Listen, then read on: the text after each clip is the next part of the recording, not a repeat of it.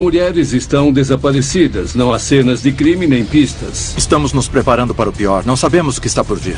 Eu achei que ela estivesse presa em algum lugar. Que ela estivesse viva. E isso me dava mais medo do que se ela estivesse morta. Esse homem é a própria encarnação do mal.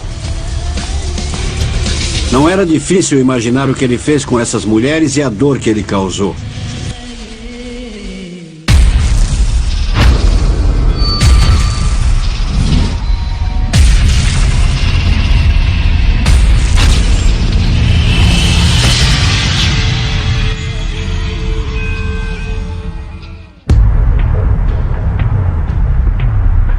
No inverno de 1996, a pacata cidade de Poughkeepsie, em Nova York, conheceu um dos capítulos mais sombrios da sua história. A cidade de Poughkeepsie fica a cerca de 110 quilômetros da cidade de Nova York, na margem leste do rio Hudson. Sua população é de 30 mil pessoas, típica de uma cidade pequena americana. Mas essa cidade também tem um lado sórdido. Em 9 de dezembro, uma segunda-feira, Patrícia Barone comunicou o desaparecimento de Dina, sua filha de 28 anos, uma conhecida prostituta e usuária de drogas. No começo de dezembro, Dina estava com o namorado Rich e às 2 ou 3 da manhã eles tiveram uma briga. Ela o mandou embora e ele foi. Quando ele voltou, ela não estava mais lá. Então, cerca de uma semana depois, ele foi até minha casa. Eu não o conhecia. E ele bateu na porta e disse, não consigo encontrar a Dina. E eu disse, como assim não consegue? A Dina sempre está por aí. Sempre. Ela não vai para nenhum lugar. E ele disse, eu não a vejo há dias. Então, eu disse para minha irmã, precisamos ir à polícia comunicar o desaparecimento, porque a Dina nunca desaparece. Ela está sempre à vista. Para Dina e sua mãe, a vida em Poughkeepsie sempre foi uma longa e dura batalha. Quando fiquei grávida em 1967, o pai da Dina não quis saber dela e simplesmente foi embora. Ela era adorável e não dava nenhum trabalho. Em 1978, Dina e eu nos mudamos para Poughkeepsie. Achei que seria um lugar melhor para criá-la. Aluguei um apartamento pequeno, ela ia para a escola e eu ia trabalhar. Dina tinha uns 10 anos na época. Era uma menina muito tímida, muito boazinha. Quando tinha 15 anos, ela começou a andar com a turma errada e foi quando ela começou a se drogar. Aos 16 anos e meio, ela já tinha parado de estudar e me causava tantos problemas que eu não conseguia mais lidar com ela. Era demais para mim, demais. Ela estava afundando num buraco e não conseguia mais sair. Logo, Patrícia descobriu que a filha estava se prostituindo. Quando a Dina tinha 21 anos, eu disse que não podia mais viver daquele jeito, que ia alugar um apartamento para mim. E ela disse que tudo bem, porque tinha para onde ir. Ela ia morar com o namorado, mas não deu certo. E dos 21 aos 24 anos, ela morou em vários lugares diferentes. Talvez 10 ou 12 lugares, com 10 ou 12 famílias, pessoas, seja o que for. Aos 26 anos, Dina teve uma filha chamada Nicole, que Patrícia está criando. A Dina amava muito a filha, mas não podia cuidar dela. Por causa das drogas e do álcool, ela não era capaz de criar a Nicole. Agora, mais de 2 anos depois, a perturbada jovem havia desaparecido sem deixar vestígios. E coube ao detetive Carl Skip Manning a missão de encontrá-la. Na época eu trabalhava na divisão de narcóticos. Eu era o detetive mais novo e jovem da unidade na época. 2 meses depois de ser designado para a divisão de detetives, Dina Barone, uma mulher da cidade, desapareceu. O primeiro suspeito dos detetives era o namorado de Dina, Richie. Ele cresceu em Pine Plains, em Nova York, a cerca de 45 quilômetros da cidade de Poughkeepsie. Nós sabíamos que ele era um marginal. Estava envolvido com drogas e era violento. Ele era um marginal, cometia roubos e crimes menores. Ele tinha ficha policial. Era apenas um viciado e, sabe, até que era um cara decente quando estava sóbrio. Mas quando não estava, era como qualquer outro drogado. Mas depois de interrogá-lo, os detetives concluíram que ele não era responsável pelo desaparecimento de Dina. Após as festas de fim de ano, ainda não havia sinal da jovem desaparecida. O detetive Manei disse ela pode ter viajado e eu disse não. A Dina desapareceu, porque a minha Dina nunca saiu da cidade. Nunca. Quase um mês após o desaparecimento de Dina, a polícia de Poughkeepsie recebeu um novo detetive-chefe chamado Bill Sigrist. Em 3 de janeiro de 1997, eu fui transferido da divisão de patrulhamento para o cargo de tenente-detetive. Falei com o detetive Skip Menem, que me informou sobre o desaparecimento de Dina Baroni. Mas não era o único desaparecimento que a polícia estava investigando. Na verdade, em outubro, 2 meses antes da Dina desaparecer, outra mulher também havia sumido. Ela morava do outro lado do rio, mas trabalhava em Poughkeepsie regularmente e seu nome era Wendy Myers. Tal como Dina, Wendy era prostituta.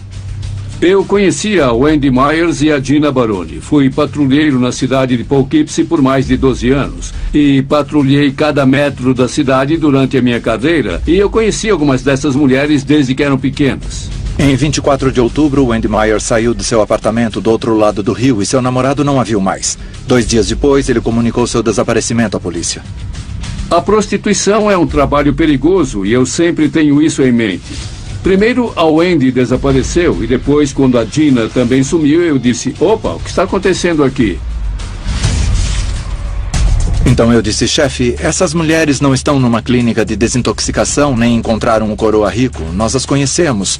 Suas amigas continuam nas ruas, mas elas não estão. Algo muito errado está acontecendo. Mas os detetives sofriam pressão para não gastar recursos num caso envolvendo prostitutas.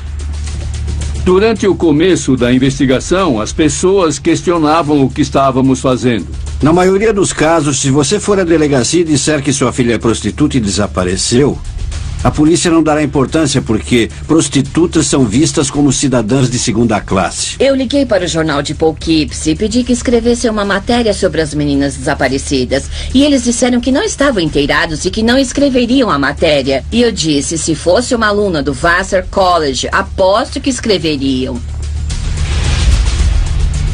Apesar de tudo, os detetives continuaram investigando. Mas antes que descobrissem algo, mais uma mulher desapareceu. Em 15 de janeiro de 1997, o desaparecimento de Kathleen Hurley foi comunicado à polícia de Poughkeepsie. Era uma mulher branca de cerca de 45 anos e frequentava as mesmas áreas que a Wendy Myers e a Dina Baroni. 3 mulheres desaparecidas sem deixar vestígios em questão de semanas. O medo ainda não chegara aos cidadãos comuns de Poughkeepsie, mas as prostitutas estavam apavoradas. No entanto, a polícia não tinha um único suspeito. O pânico e o nervosismo reinavam nas ruas. As garotas suspeitavam de todos, e com razão. Nós não sabíamos onde aquelas mulheres estavam e o que tinha acontecido.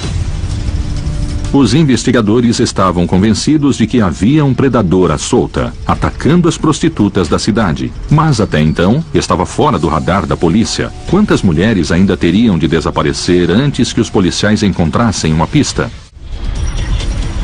Janeiro de 1997. 3 mulheres haviam desaparecido das ruas de Poughkeepsie, em Nova York, e os detetives ainda não tinham a menor pista. Só havia as 3 mulheres desaparecidas, 3 prostitutas. Não havia cena do crime, não havia suspeito, não havia nada. E a polícia não sabia o que fazer. Estavam envolvidas com prostituição e drogas e desapareceram. A polícia foi para as ruas em busca de qualquer pista. Todos que saíam com prostitutas em Poughkeepsie se tornaram suspeitos e começamos a investigar clientes. Mas era procurar uma agulha num palheiro.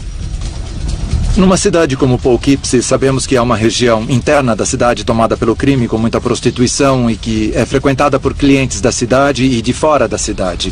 Eles são de todas as classes sociais. Eles vêm de perto ou de longe, 50, 60 quilômetros. E isso tornava a nossa base de suspeitos imensa. Então, nós criamos um questionário e começamos a interrogar as mulheres envolvidas com prostituição. Perguntamos se elas sabiam algo sobre as mulheres desaparecidas e também perguntamos se elas tinham tido contato com alguém violento. A investigação deu frutos. Várias mulheres mencionaram o mesmo homem. Kendall François, de 26 anos. Kendall François era um cara grandão, devia ter 1,90 e pesar 180 quilos. Seu odor corporal era horrível, ele não tinha higiene. E muitas mulheres, depois que começamos a investigar e a ouvir o nome de François, reclamaram que muitas vezes ele era agressivo com elas. As mulheres disseram que François chegou a ameaçar uma garota com uma faca, mas que ela não quis dar queixa à polícia. Nós decidimos vigiar Kendall François e sua casa e ver o que descobríamos sobre ele. O que eles descobriram foi perturbador. Ele morava com a mãe e o pai, trabalhava no colégio e saía à noite para pegar prostitutas. Ele saiu de casa e nós o seguimos. Ele circulou por diferentes bairros. Com o passar do tempo, 1 hora, 1h30, ele seguiu para a área de prostituição. E se tornou quase uma compulsão física. Ele não prestou mais atenção aos sinais de trânsito. Passou por sinais vermelhos e de pare tentando encontrar uma prostituta. E naquela noite ele não encontrou nenhuma. Por um período de 7 dias, instalamos uma câmera de vídeo na casa do Kendall para ver o que ele fazia quando chegava e saía. Depois de vigiar e seguir o Kendall, não conseguimos nenhum motivo para pedir um mandado de busca. 3 meses depois do desaparecimento de Gina Baroni, a investigação estava num beco sem saída e cada vez mais complicada. E em 7 de março de 1997, a mãe de Catherine Marsh comunicou o desaparecimento da filha à polícia. Catherine Marsh era como as outras mulheres que tinham desaparecido. Miúda, morena, olhos azuis, uma prostituta que trabalhava nas ruas de Poughkeepsie. Acontece que Catherine Marsh tinha sido vista pela última vez em 12 de novembro de 1996, 4 meses antes, e as pistas já tinham esfriado. Agora eram 4 mulheres desaparecidas em 4 meses, de outubro a janeiro, e compreendemos que era um grande problema. Na época não tínhamos nenhuma pista sólida, estávamos nos preparando para o pior, não sabíamos o que estava por vir. Àquela altura, eles concluíram que não estavam procurando mulheres desaparecidas, mas corpos ou covas frescas. Eu queria que o helicóptero da Polícia Estadual viesse a Poughkeepsie para sobrevoar as áreas para onde as prostitutas levavam os clientes. E eu queria que viesse logo, antes que a vegetação começasse a crescer, para que pudessem enxergar o chão. Checamos a margem do rio Hudson, as ferrovias, as áreas florestais em torno da cidade e todas as áreas onde as prostitutas levam os clientes e não encontramos nada, 0. Meses se passaram sem novidades no caso. Então, no outono, mais 2 prostitutas desapareceram. Tínhamos então 6 mulheres desaparecidas. Não havia nenhuma cena do crime e nenhum indício de que algum crime ocorrera. Mas agora a polícia tinha a imprensa a seu lado. Em dezembro de 1997, o Poughkeepsie Journal finalmente publicou uma matéria sobre o caso. A manchete era uma pergunta arrepiante. Há um assassino em série à solta? Quando o Poughkeepsie Journal finalmente publicou a matéria, fazia aproximadamente 1 ano que a Gina estava desaparecida. Mas eu nunca parei de pensar. Onde está a Gina? Onde está ela? Sabe? E a pior parte era que eu achava que ela estivesse presa em algum lugar. Que ela estivesse viva. E isso me dava mais medo do que se ela estivesse morta. Então a história saiu no jornal de Poughkeepsie, mas não ajudou a polícia, porque ninguém apareceu com nenhuma informação. A polícia continuou sem nenhuma pista. Não havia cena do crime, não havia nada, fora várias prostitutas desaparecidas. Não podíamos ficar parados esperando que alguém nos desse informações. Se não havia informações disponíveis, então tínhamos que sair e falar com as pessoas e continuar a cavar mais fundo. O tenente Segrest bolou um plano ousado e não ortodoxo. Pressionar o único suspeito que tinham, Kendall François. Em 18 de janeiro de 1998, Kendall François e sua mãe saíram de casa pouco antes das 7 da manhã. Os investigadores os seguiram em carros comuns. Esperamos o Kendall deixar sua mãe no trabalho. Depois nós o seguimos e, finalmente, nós o paramos e pedimos que fosse até a delegacia para falar conosco. E ele olhou para mim e disse: "Tudo bem, tenente, eu sigo vocês." A sala de interrogatório estava toda preparada. Colocamos um mapa na parede, circulamos a casa de Kendall François, fizemos um desenho da casa de Kendall no mapa, para que quando chegasse, ele soubesse que era um suspeito e tivesse algo em que pensar. Espalhamos pela sala fotos das prostitutas desaparecidas e dele, para colocá-lo numa situação em que, se ele fosse o responsável, nós perceberíamos e o pegaríamos, embora não soubéssemos. Se François ficou abalado, não demonstrou. Ao contrário, manteve uma atitude calma e respondeu todas as perguntas dos investigadores de modo respeitoso. Até concordou em passar por um detector de mentiras. Durante o interrogatório, eu não parei de falar do suposto crime em que ele teria estuprado uma garota, ameaçando-a com uma faca, e que ela tinha acusado ele. Eu continuei perguntando e ele continuou negando, dizendo que ele nunca tinha feito isso, que nunca tinha ameaçado nenhuma prostituta com uma faca. Eu continuei pressionando Kendall, perguntando, e ele finalmente disse: "Olha, não era uma faca, era uma lixa de metal." Eu disse: "Bom, então me leve até sua casa e me mostre essa lixa e podemos resolver isso." E ele concordou. Sem pistas para pedir um mandado de busca, a polícia agarrou a chance de entrar na casa do suspeito. Mas François permitiu que apenas um detetive o acompanhasse.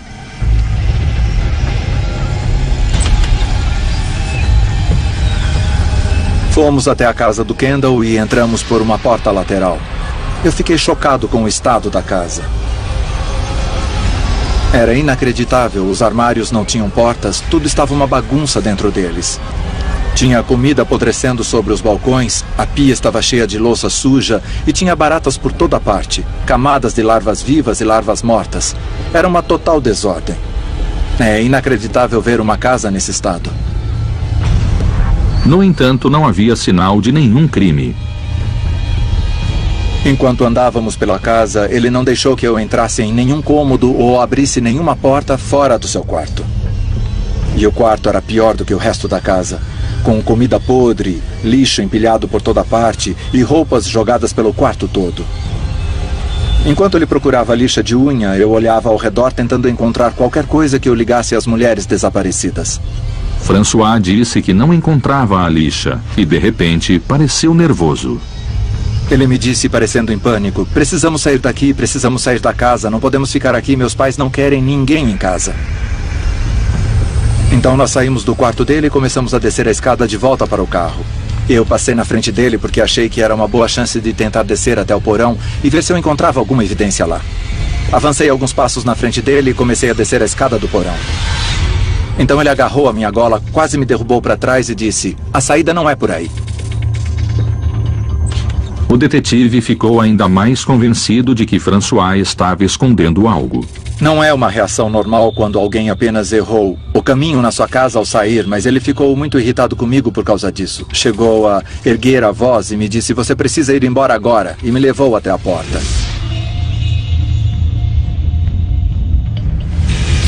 Depois, Kendall François foi levado à delegacia da Polícia Estadual e fez o teste do polígrafo. Ele respondeu as perguntas e passou no teste. Nós lhe agradecemos, nós o deixamos em sua casa e voltamos à estaca zero. Os investigadores estavam perdidos. Mas quando parecia que o caso nunca seria resolvido, eles descobriram outro suspeito, cujo passado era sinistro. Eu já era policial havia 30 anos naquela época e já tinha visto muita gente e lidado com muita gente. E quando eu o vi, notei que ele era um cara brutal, que era um cara durão e que era um cara perigoso. Janeiro de 1998. 6 prostitutas haviam desaparecido em Poughkeepsie, Nova York, e os detetives ainda não tinham nenhum suspeito. Mas eles continuaram a investigar e chegaram a um cliente de prostitutas chamado Roy Chandler. No começo, ele era apenas mais um cara, mais um suspeito numa série de clientes suspeitos de prostitutas. Mas nós o investigamos um pouco mais, pesquisamos seu passado e seu histórico e descobrimos que ele tinha extensa ficha criminal.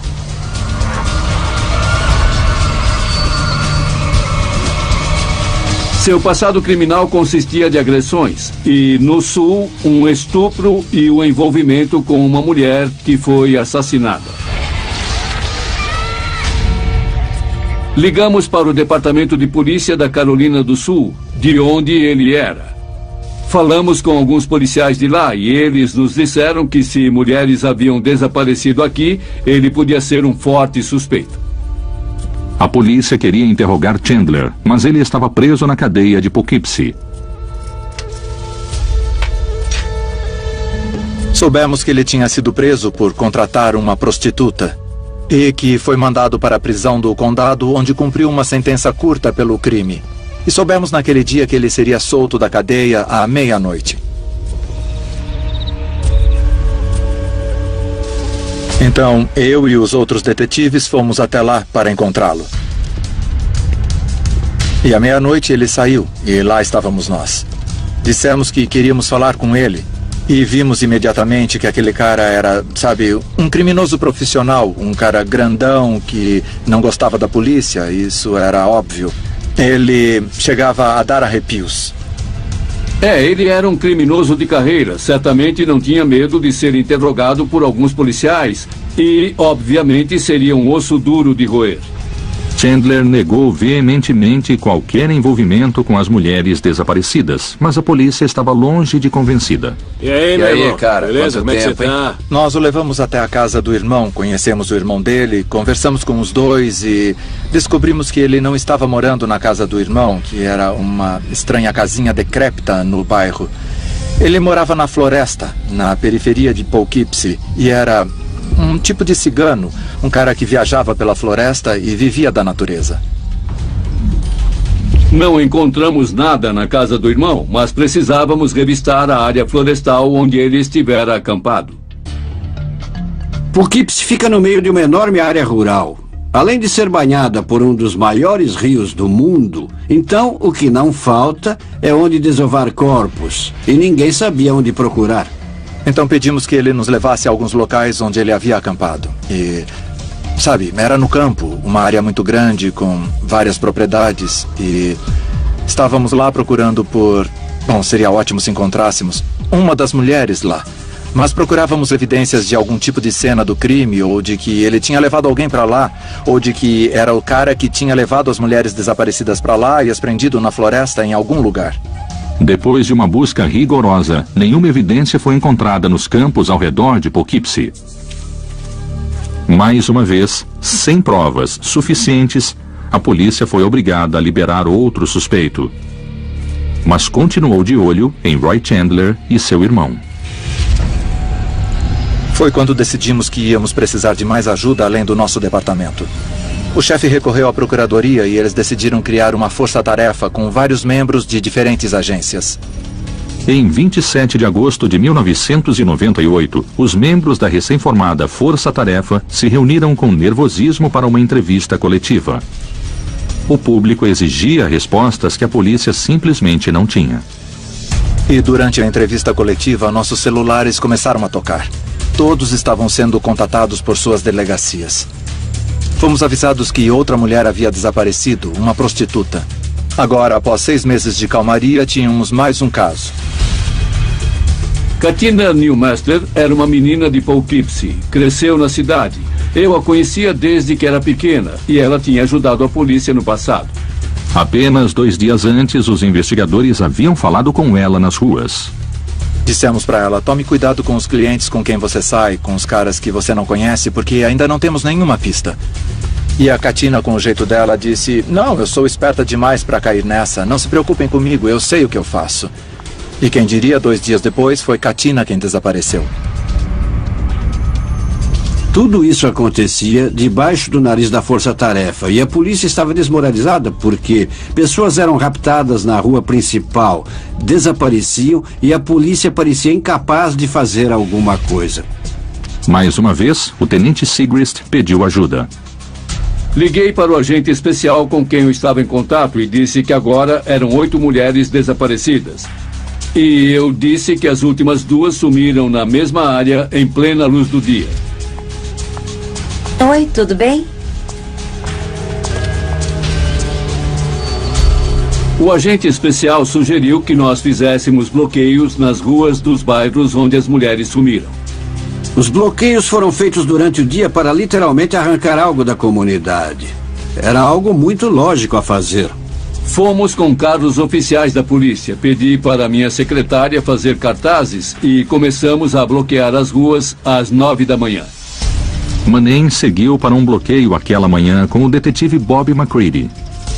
Paramos no sinal vermelho, olhamos para a direita e eu disse para o Bob, olha quem está sentado naquele carro. Após 2 anos de frustração, o detetive estava a um momento da pista que finalmente revelaria a brutal verdade. Poughkeepsie, Nova York, 1º de setembro de 1998. Ainda procurando pistas no caso das prostitutas desaparecidas, os detetives Skip Manning e Bob McCready planejavam passar a manhã falando com motoristas num bloqueio de rua. Quando eles pararam no cruzamento da Main Street e da Grand Avenue, o cruzamento onde organizamos o bloqueio, eles viram Kendall François parado em seu carro no semáforo. Eu olhei e disse para o Bob, ei, olha quem está naquele carro. E era Kendall, um dos nossos principais suspeitos. E fazia tempo que não o investigávamos porque nenhuma mulher havia desaparecido ultimamente. Paramos no estacionamento e quando Bob e eu saímos do carro, um cidadão que nos conhece começou a gritar nosso nome e veio correndo até nós. O cara chegou e gritou, Skip, ei Skip, tem uma garota aqui que disse que foi estuprada.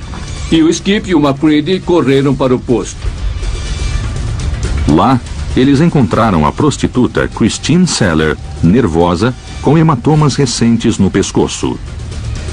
Encontramos uma menina parada naquele lugar, obviamente muito nervosa, chorando, agitada, desesperada. E quase dava para ver as digitais no pescoço dela devido ao sufocamento. No começo, ela não quis falar com a polícia porque pensou que ia ser presa, que eles tinham um mandado de prisão. Mas finalmente o Skip e o McCready a convenceram a contar o que tinha acontecido. Ela gritava e chorava histericamente. E eu perguntava, quem fez isso? Quem fez isso? E ela gritou, aquele maldito Kendall tentou me matar.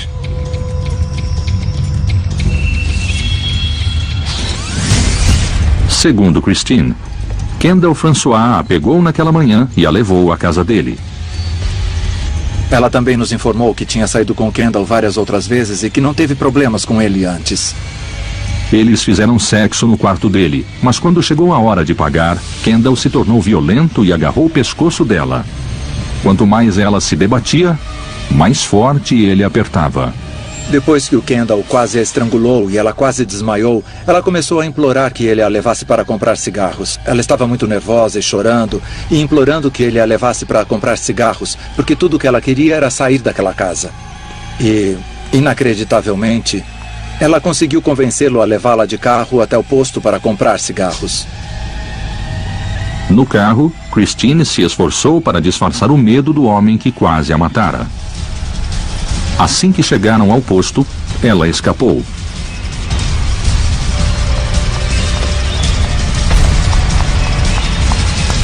Quando saiu do carro para comprar cigarros, ela não saiu mais do posto de gasolina e foi quando nós chegamos.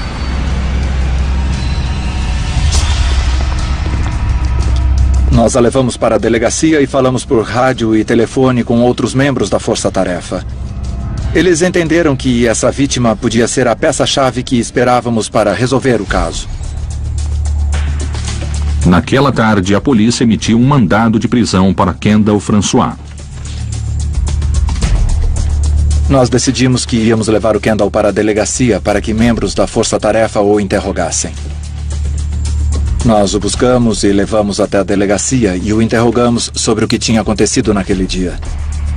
Mais uma vez, François não pediu um advogado. Admitiu a agressão contra Christine, explicando que se enfureceu, mas depois se acalmou. Estava lhe dando uma carona de volta ao centro quando ela fugiu. Mas quando os investigadores disseram que iam pedir um mandado de busca para a casa dele, algo mudou. E Kendall deu um giro de 180 graus. Foi quando eu disse que nós íamos fazer uma busca na casa do Kendall que ele entregou os pontos e disse: me deem as fotos das prostitutas desaparecidas e me tragam o promotor e eu direi o que aconteceu. O que se seguiu foi uma bizarra confissão. Eu peguei a pilha de fotos e coloquei na frente dele. Ele começou a olhar uma por uma, assim como nós olhamos fotos de família. Ele olhou algumas, então separou uma e disse: eu a matei. Olhou mais algumas, separou outra e disse: eu a matei. Foi inacreditável. Estávamos investigando havia 2 anos todas aquelas mulheres desaparecidas sem um fio de evidência. E ele passou pelo teste de polígrafo, foi vigiado e de repente estava confessando ter matado as 8 mulheres. Os investigadores estavam atônitos com a atitude fria de François. Eu estava observando pelo vidro fosco e ele olhava as fotos e explicava como tinha matado as mulheres, como tinha acontecido. Ele falava de modo natural: essa eu matei, essa eu não matei. Eu estava em casa, o telefone tocou e o Skip disse: Bill, venha para cá agora mesmo. O Kendall está confessando tudo. Começou a dizer onde os corpos estão.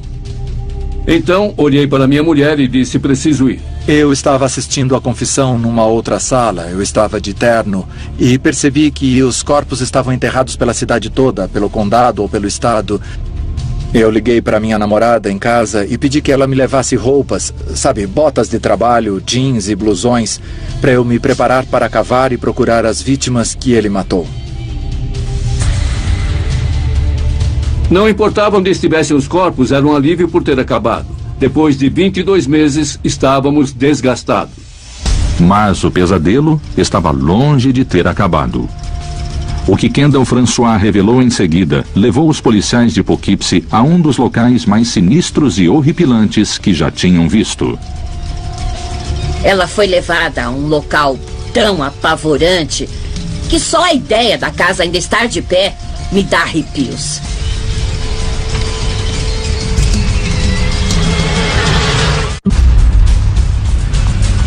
Depois de quase 2 anos em que mulheres desapareciam das ruas, a polícia de Poughkeepsie finalmente prendeu um suspeito. Na tarde de 1º de setembro de 1998, Kendall François confessou ter matado as 8 mulheres desaparecidas. E agora, os detetives queriam saber onde estavam os corpos. A polícia achava que encontraria os corpos na floresta, mas não foi o que aconteceu. Kendall lhes disse que os corpos estavam no sótão da casa onde ele morava, com a mãe, o pai e a irmã. Durante todo o tempo em que o Kendall foi um suspeito, nós nunca pensamos nem por um minuto que ele guardasse todos os corpos na casa dele, enquanto sua mãe, seu pai e sua irmã moravam lá com ele. Com François preso, a polícia cercou sua casa. Havia um exército de agentes da polícia do estado de Nova York e da polícia da cidade de Poughkeepsie. Eles cercaram a casa do Kendall, isolaram a área e então os policiais e detetives bateram na porta com um mandado de busca. O pai de Kendall atendeu chocado ao saber o que estava acontecendo.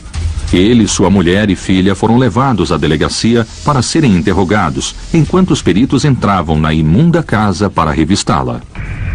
A casa estava uma bagunça completa. O mau cheiro vinha de várias coisas podres. Então, por isso ninguém, supostamente, sentiu nenhum cheiro que fosse incomum relacionado a cadáveres. Eles entraram lenta e metodicamente na casa e demoraram bastante lá dentro. Eles entraram no sótão e encontraram evidências de restos humanos. Quando chegaram ao sótão, eles olharam e viram corpos. Muito claramente, corpos em decomposição. Eram algumas das vítimas de Kendall François. Eles tiraram fotos e foram embora. Não queriam examinar a cena do crime tão tarde da noite. A casa foi vigiada. Mas algumas coisas não podiam esperar até a manhã seguinte. No meio da noite, a campainha tocou, eu fui atender e era o Skip. E eu soube, naquele instante, que ele tinha algo muito importante para me dizer. Quando entrou, ele disse: eu acho que encontramos Gina.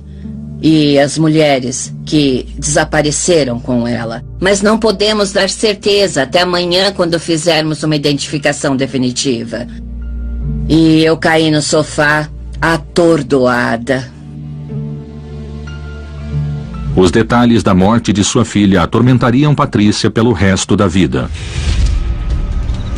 Depois de brigar com o namorado naquela noite fatídica, Dina começou a procurar clientes. Ela queria dinheiro para se drogar. Eram cerca de 2 ou 3 da manhã e Dina estava sozinha na rua Church. E Kendall François apareceu e Dina confiou nele. Ela o conhecia, então confiou nele, assim como as outras meninas conheciam e confiavam nele. Ela e Kendall combinaram um preço e ele a levou a um estacionamento afastado. Segundo a confissão dele, Dina estava de mau humor e começou a dizer coisas que o irritaram. Ele agarrou Dina pelo pescoço e fizeram sexo enquanto ela perdia a consciência.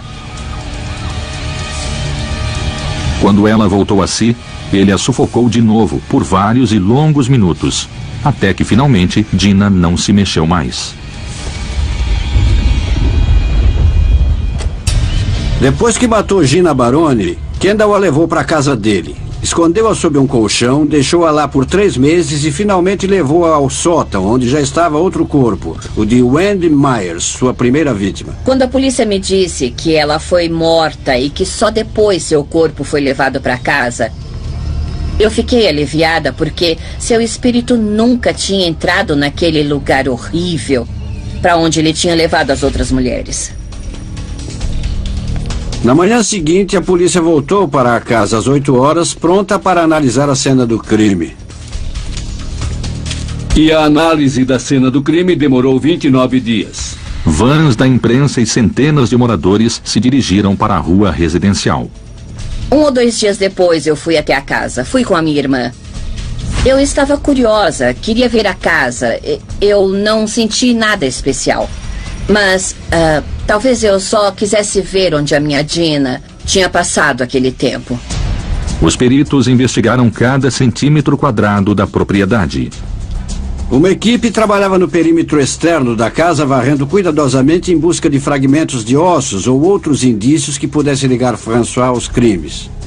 Dentro da casa, uma equipe forense investigava o sótão em particular, mas a casa era tão suja que se você encostasse numa parede, você ficava com uma camada fina de sujeira grudada na sua roupa e não era capaz de tirar, sem falar do cheiro da casa. Havia infestações por toda parte e grandes volumes de excrementos animais, mas isso não era nada comparado ao show de horrores no sótão.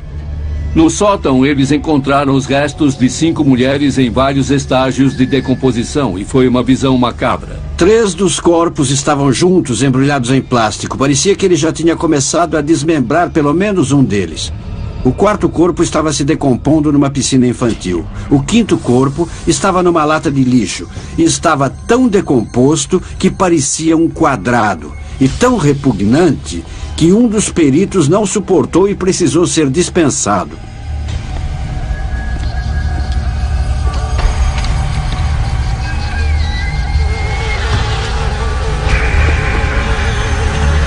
Os 3 corpos mais recentes foram encontrados no espaço debaixo da casa.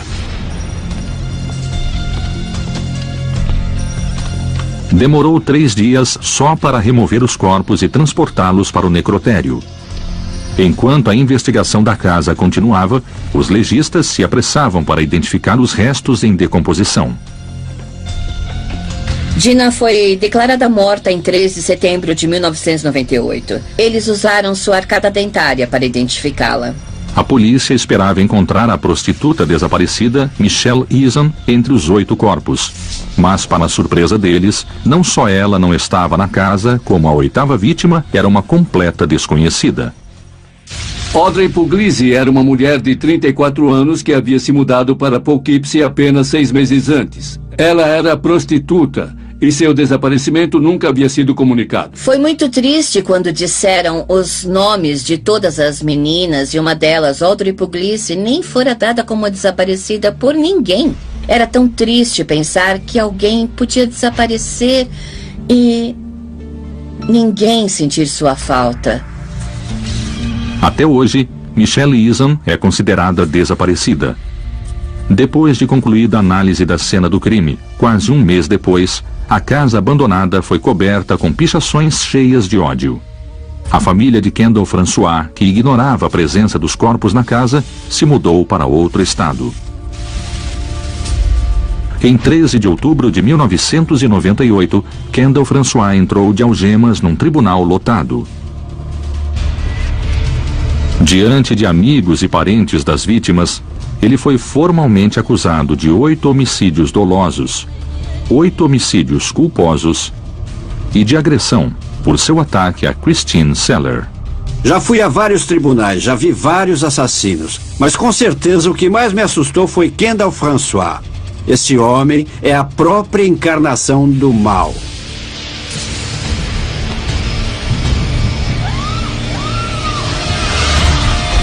Não era difícil imaginar o que ele fez com essas mulheres e a dor que ele causou. A promotoria pedia a pena de morte, mas aceitou uma confissão de culpa em troca de prisão perpétua sem direito a condicional.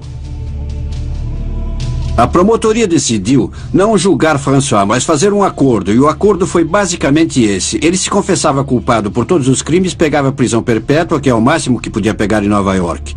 Poupava as famílias da dor de um julgamento e poupava o Estado do custo de um julgamento. Kendall já tinha dito que confessaria todos os seus crimes. E assim ele pouparia as famílias e os parentes das mulheres desaparecidas do sofrimento causado por um longo julgamento. E aceitaria as 8 prisões perpétuas, mais 25 anos pela agressão sexual. Eu queria que ele desaparecesse. Eu não queria vê-lo nunca mais. E o promotor público disse que se houvesse um julgamento e ele fosse condenado, haveria apelações. E aquilo continuaria por muitos anos. Então acho que assim foi melhor. Ele desapareceu. É como se estivesse morto. Enquanto a cidade de Poughkeepsie continua a superar o trauma, Kendall François está preso em Attica, o presídio de segurança máxima de Nova York. Graças à dedicação das autoridades locais, ele continuará lá, como prisioneiro número A4160, pelo resto de sua vida.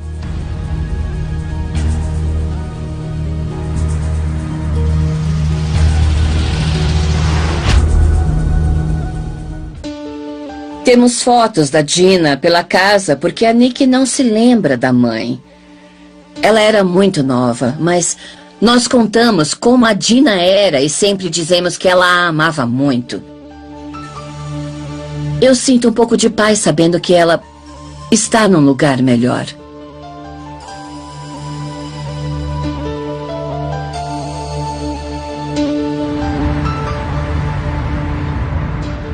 É da natureza. Não encontramos nada na casa do irmão, mas precisávamos revistar a área florestal onde ele estivera acampado. Poughkeepsie fica no meio de uma enorme área rural. Além de ser banhada por um dos maiores rios do mundo, então o que não falta é onde desovar corpos. E ninguém sabia onde procurar.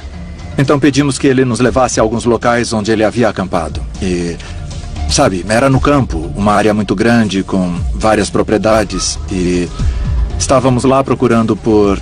Bom, seria ótimo se encontrássemos uma das mulheres lá. Mas procurávamos evidências de algum tipo de cena do crime, ou de que ele tinha levado alguém para lá, ou de que era o cara que tinha levado as mulheres desaparecidas para lá e as prendido na floresta em algum lugar. Depois de uma busca rigorosa, nenhuma evidência foi encontrada nos campos ao redor de Poughkeepsie. Mais uma vez, sem provas suficientes, a polícia foi obrigada a liberar outro suspeito. Mas continuou de olho em Roy Chandler e seu irmão. Foi quando decidimos que íamos precisar de mais ajuda além do nosso departamento.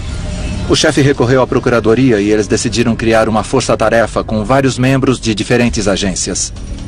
Em 27 de agosto de 1998, os membros da recém-formada Força Tarefa se reuniram com nervosismo para uma entrevista coletiva. O público exigia respostas que a polícia simplesmente não tinha. E durante a entrevista coletiva, nossos celulares começaram a tocar. Todos estavam sendo contatados por suas delegacias.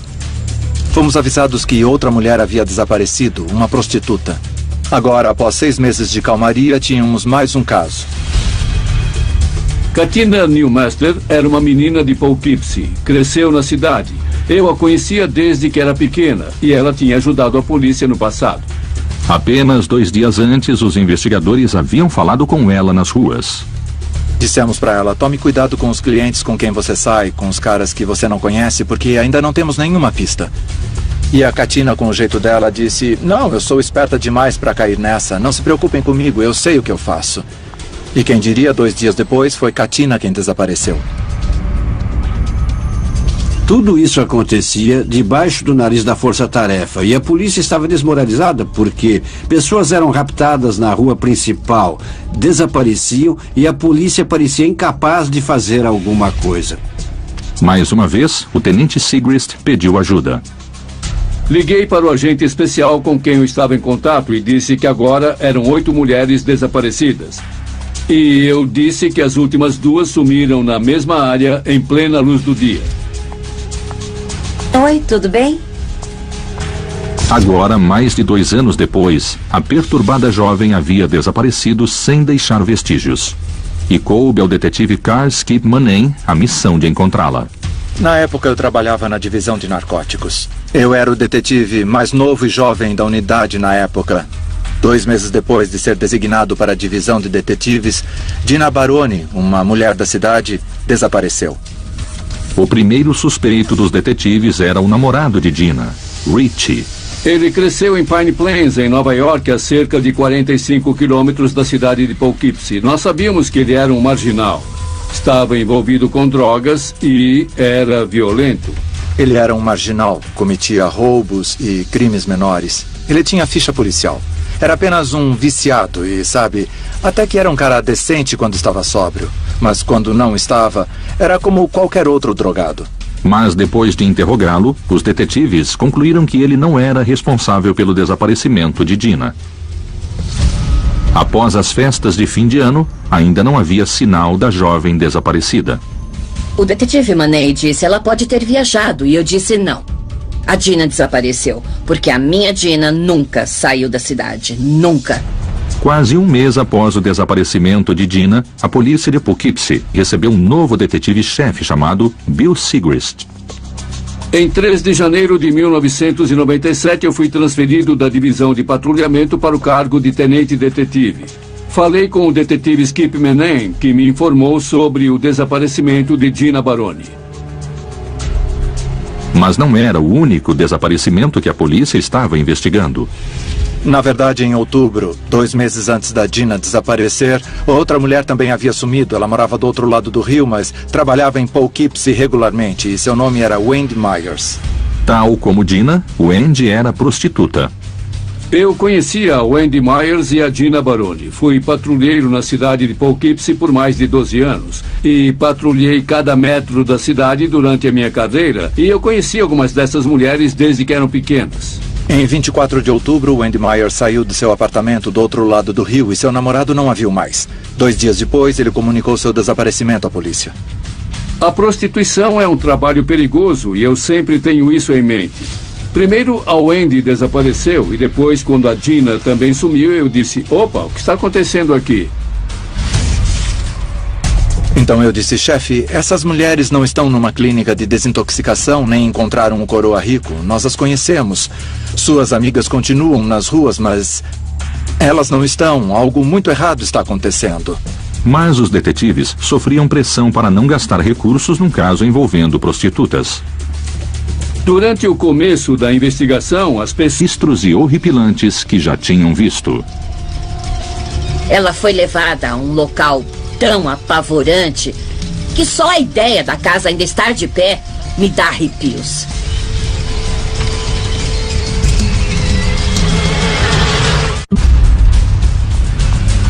Depois de quase 2 anos em que mulheres desapareciam das ruas, a polícia de Poughkeepsie finalmente prendeu um suspeito.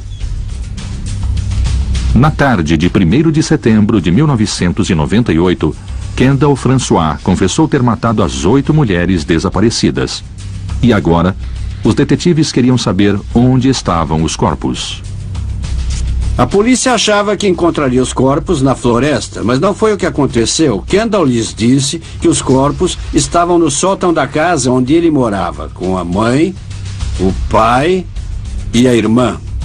Durante todo o tempo em que o Kendall foi um suspeito, nós nunca pensamos nem por um minuto que ele guardasse todos os corpos na casa dele, enquanto sua mãe, seu pai e sua irmã moravam lá com ele. Com François preso, a polícia cercou sua casa. Havia um exército de agentes da polícia do estado de Nova York e da polícia da cidade de Poughkeepsie. Eles cercaram a casa do Kendall, isolaram a área e então os policiais e detetives bateram na porta com um mandado de busca. O pai de Kendall atendeu chocado ao saber o que estava acontecendo. Ele, sua mulher e filha foram levados à delegacia para serem interrogados, enquanto os peritos entravam na imunda casa para revistá-la. A casa estava uma bagunça completa. O mau cheiro vinha de várias coisas podres. Então, por isso ninguém, supostamente, sentiu nenhum cheiro que fosse incomum relacionado a cadáveres. Eles entraram lenta e metodicamente na casa e demoraram bastante lá dentro.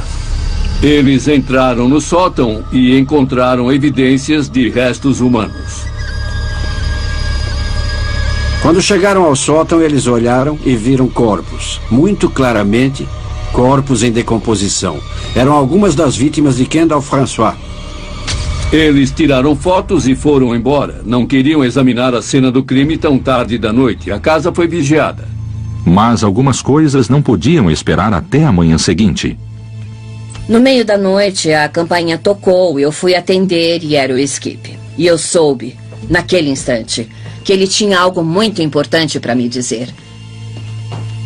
Quando entrou, ele disse: "Eu acho que encontramos Dina e as mulheres que desapareceram com ela. Mas não podemos dar certeza até amanhã quando fizermos uma identificação definitiva." Quando ele voltou, ela não estava mais lá. Então, cerca de uma semana depois, ele foi até minha casa. Eu não o conhecia. E ele bateu na porta e disse: "Não consigo encontrar a Dina." E eu disse: "Como assim não consegue? A Dina sempre está por aí. Sempre. Ela não vai para nenhum lugar." E ele disse: "Eu não a vejo há dias." Então, eu disse para minha irmã: "Precisamos ir à polícia comunicar o desaparecimento, porque a Dina nunca desaparece. Ela está sempre à vista." Para Dina e sua mãe, a vida em Poughkeepsie sempre foi uma longa e dura batalha. Quando fiquei grávida em 1967, o pai da Dina não quis saber dela e simplesmente foi embora. Ela era adorável e não dava nenhum trabalho. Em 1978, Dina e eu nos mudamos para Poughkeepsie. Achei que seria um lugar melhor para criá-la. Aluguei um apartamento pequeno, ela ia para a escola e eu ia trabalhar. Dina tinha uns 10 anos na época. Era uma menina muito tímida, muito boazinha. Quando tinha 15 anos, ela começou a andar com a turma errada e foi quando ela começou a se drogar. Aos 16 anos e meio, ela já tinha parado de estudar e me causava tantos problemas que eu não conseguia mais lidar com ela. Era demais para mim, demais. Ela estava afundando num buraco e não conseguia mais sair. Logo, Patrícia descobriu que a filha estava se prostituindo. Quando a Dina tinha 21 anos, eu disse que não podia mais viver daquele jeito, que ia alugar um apartamento para mim. E ela disse que tudo bem, porque tinha para onde ir. Ela ia morar com o namorado, mas não deu certo. E dos 21 aos 24 anos, ela morou em vários lugares diferentes. Talvez 10 ou 12 lugares, com 10 ou 12 famílias, pessoas, seja o que for. Aos 26 anos, Dina teve uma filha chamada Nicole, que Patrícia está criando. A Dina amava muito a filha, mas não podia cuidar dela. Por causa das drogas e do álcool, ela não era capaz de criar a Nicole. Agora, mais de 2 anos depois, a perturbada jovem havia desaparecido sem deixar vestígios. E coube ao detetive Carl Skip Manning a missão de encontrá-la. Na época eu trabalhava na divisão de narcóticos. Eu era o detetive mais novo e jovem da unidade na época.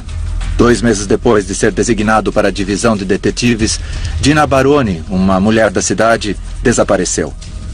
O primeiro suspeito dos detetives era o namorado. Em 1997, 3 mulheres haviam desaparecido das ruas de Poughkeepsie, em Nova York, e os detetives ainda não tinham a menor pista. Só havia as 3 mulheres desaparecidas, 3 prostitutas. Não havia cena do crime, não havia suspeito, não havia nada. E a polícia não sabia o que fazer.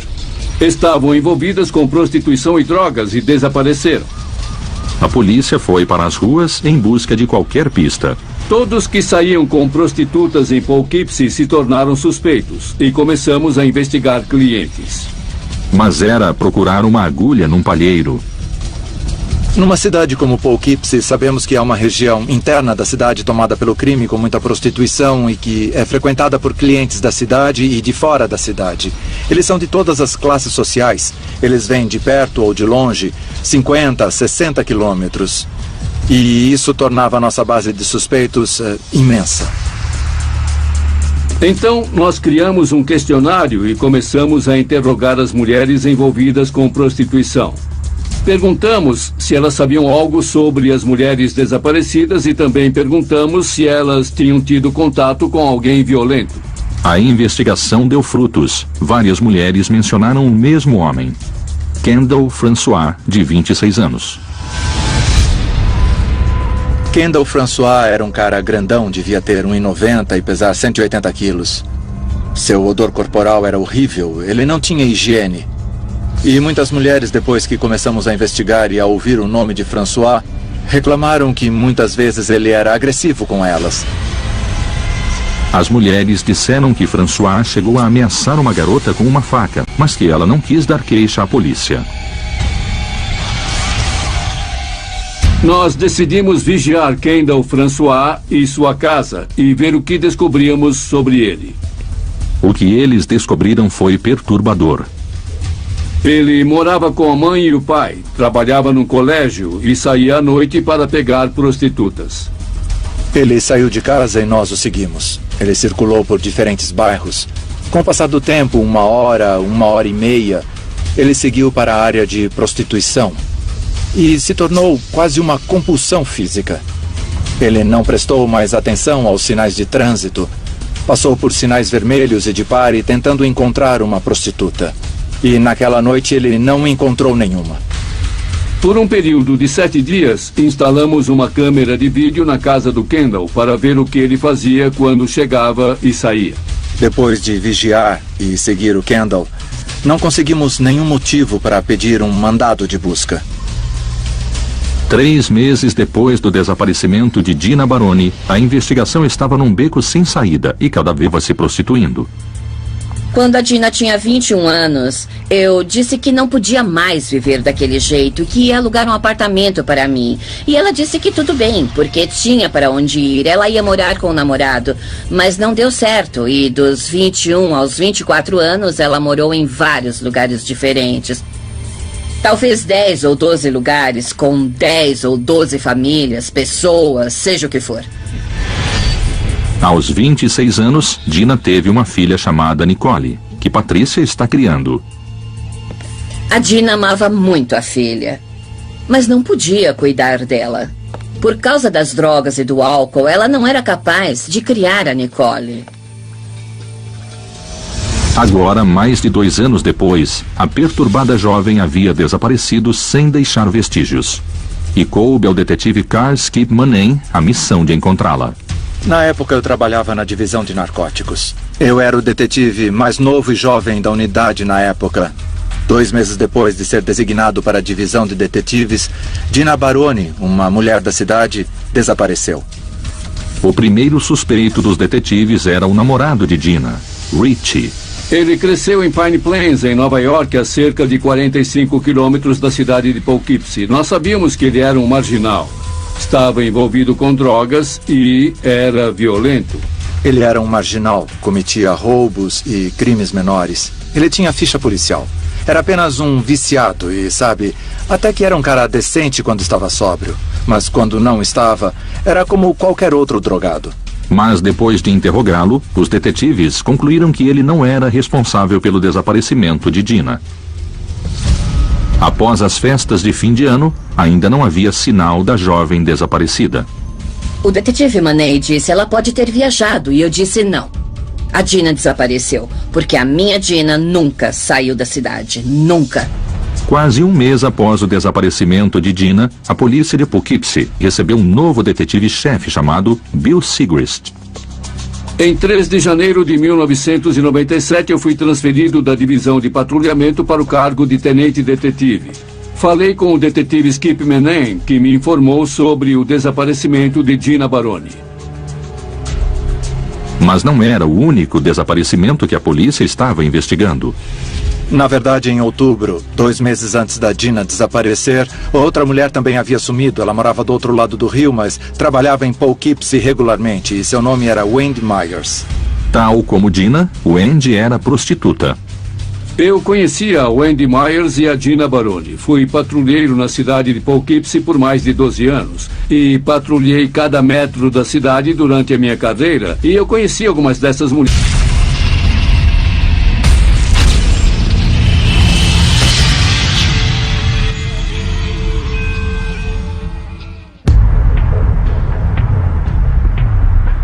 No inverno de 1996, a pacata cidade de Poughkeepsie, em Nova York, conheceu um dos capítulos mais sombrios da sua história.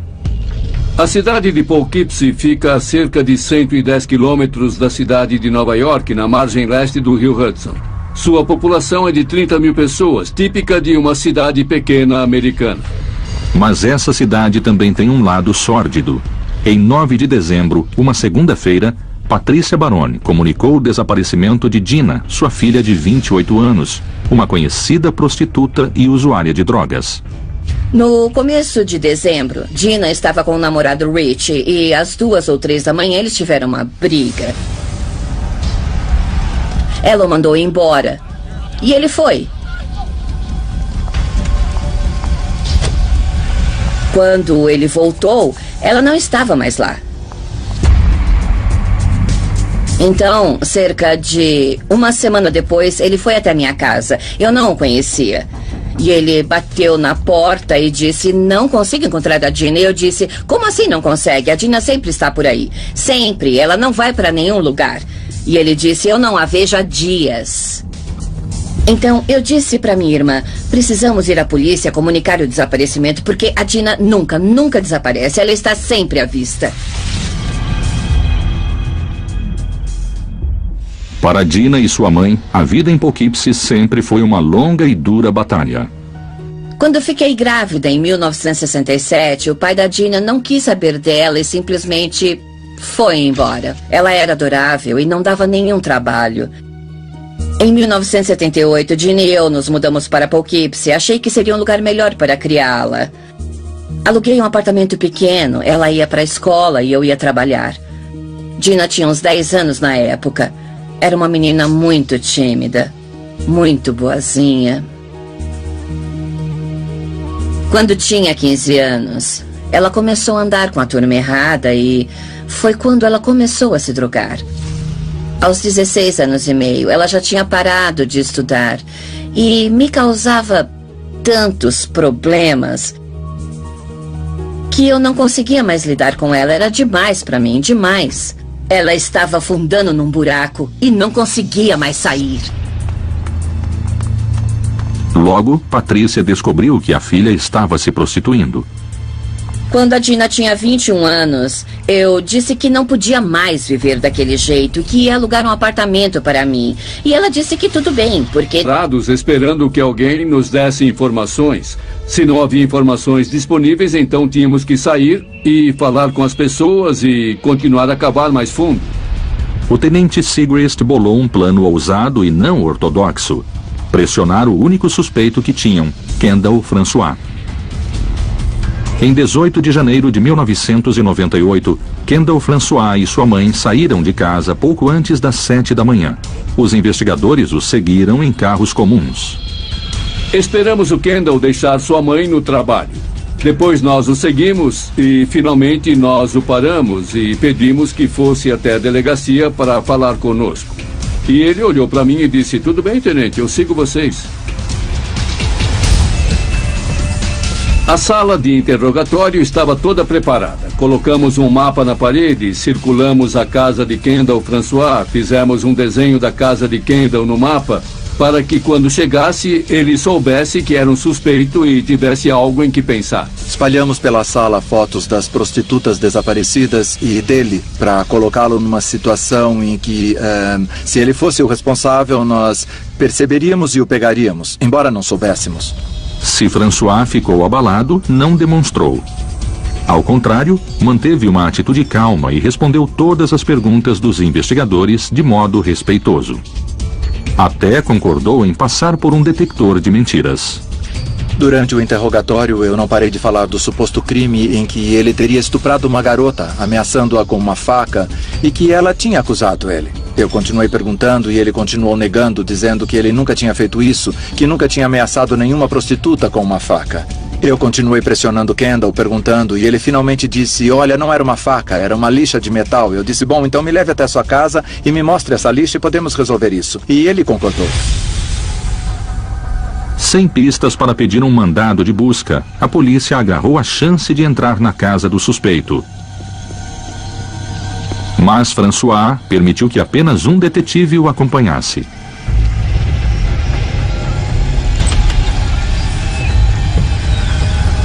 Fomos até a casa do Kendall e entramos por uma porta lateral. Eu fiquei chocado com o estado da casa. Era inacreditável, os armários não tinham portas, tudo estava uma bagunça dentro deles. Tinha comida apodrecendo sobre os balcões, a pia estava cheia de louça suja e tinha baratas por toda parte, camadas de larvas vivas e larvas mortas. Era uma total desordem.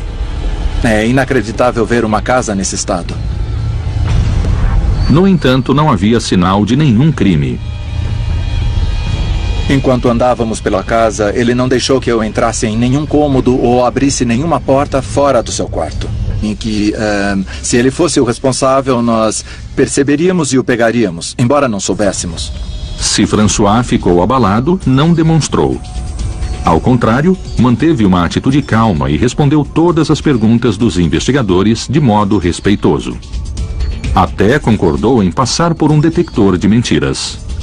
Durante o interrogatório, eu não parei de falar do suposto crime em que ele teria estuprado uma garota, ameaçando-a com uma faca, e que ela tinha acusado ele. Eu continuei perguntando e ele continuou negando, dizendo que ele nunca tinha feito isso, que nunca tinha ameaçado nenhuma prostituta com uma faca. Eu continuei pressionando Kendall, perguntando, e ele finalmente disse: "Olha, não era uma faca, era uma lixa de metal." Eu disse: "Bom, então me leve até sua casa e me mostre essa lixa e podemos resolver isso." E ele concordou. Sem pistas para pedir um mandado de busca, a polícia agarrou a chance de entrar na casa do suspeito. Mas François permitiu que apenas um detetive o acompanhasse.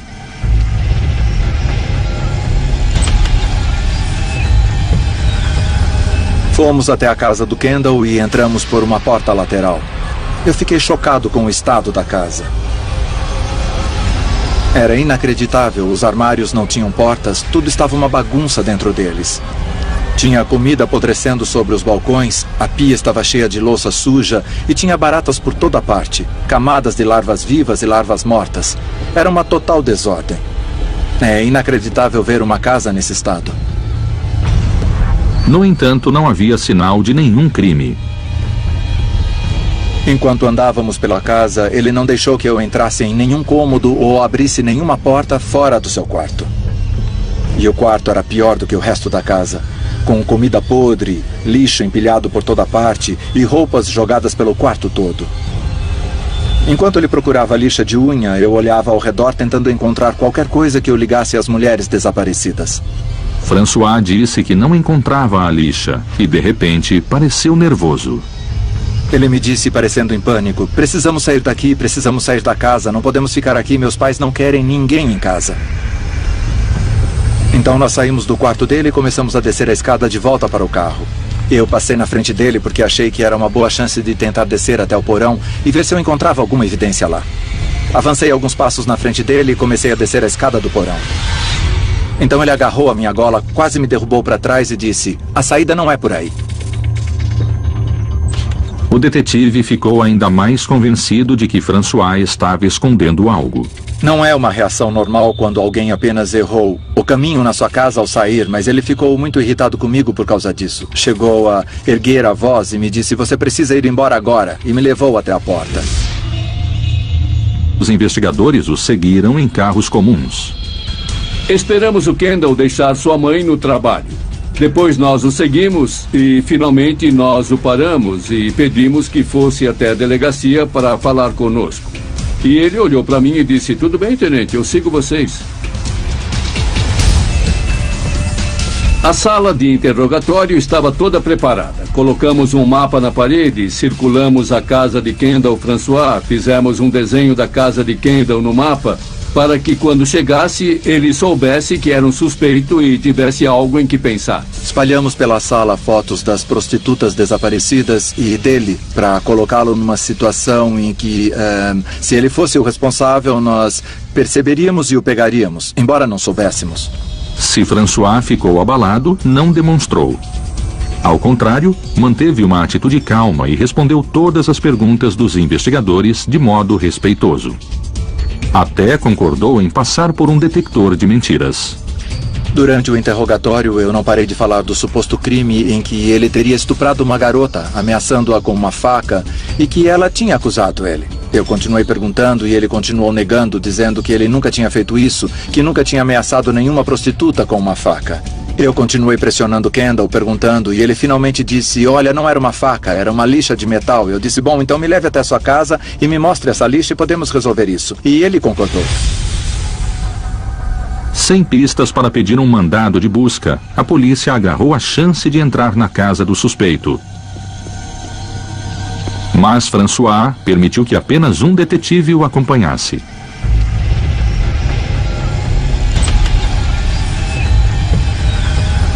Fomos até a casa do Kendall e entramos por uma porta lateral.